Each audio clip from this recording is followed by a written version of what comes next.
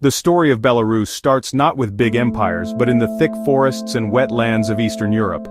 Old tribes like the Krivichs and Dregovichs lived in small towns, their lives shaped by the land and old nature beliefs. The rivers, especially the Dnieper and Dvina, became paths for trade, connecting countries in the north to places in the south, bringing Vikings and business. Along these paths, towns like Polotsk grew, becoming strong kingdoms.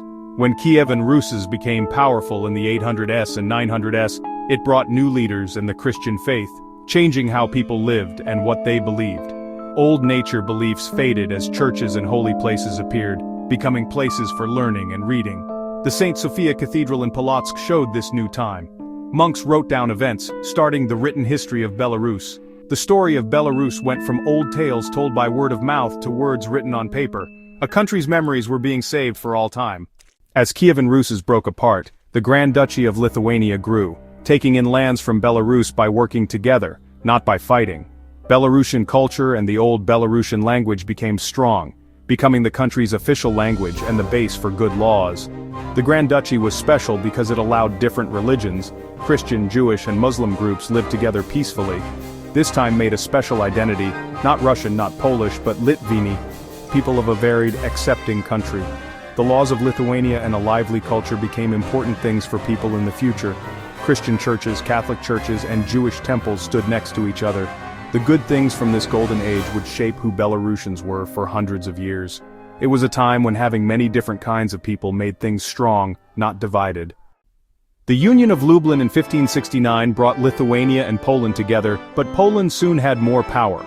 Making things more Polish split the people. The rich became Polish-speaking Catholics, while most Belarusians stayed Christian farmers. The Belarusian language was not used for official things anymore, and being accepting of different religions got worse. Wars and forced labor made suffering deeper, and the area was ruined by fighting with Moscow. By the late 1700s, the Polish-Lithuanian country fell apart, and Belarus became part of the Russian Empire. The time of Polish power ended, and new foreign rule took its place. Again, Belarusians found themselves under a far-off boss. Under Russian rule, Belarusian identity was put down. Making things more Russian took the place of local language and culture. But a national comeback started in the 1800s, as writers and smart people brought back Belarusian history. World War I and a big change in government brought trouble. In 1918, a short-lived Belarusian People's Republic appeared before being crushed. The Treaty of Riga split Belarus between Poland and the Soviet Union. In Soviet Belarus, a short time of cultural growth was followed by Stalin's harsh actions and more making things Russian. World War II brought ruin, Nazi takeover, many deaths, and destruction. More than a fourth of the people died, and the pain shaped the country.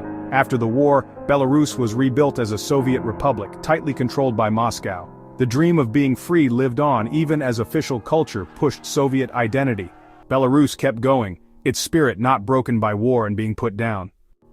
The late 1980s brought change, openness, new ways of doing things, and a new national awakening. Finding mass graves from Stalin's time made the movement for freedom stronger. In 1991, Belarus said it was free as the Soviet Union fell apart.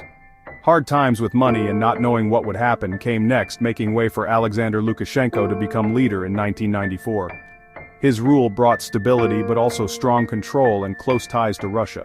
Today, Belarus is at a turning point, its identity shaped by hundreds of years of staying alive between East and West. The country's ability to bounce back is its lasting mark, made strong in forests and made tougher by struggle. The journey keeps going as Belarusians decide their future path.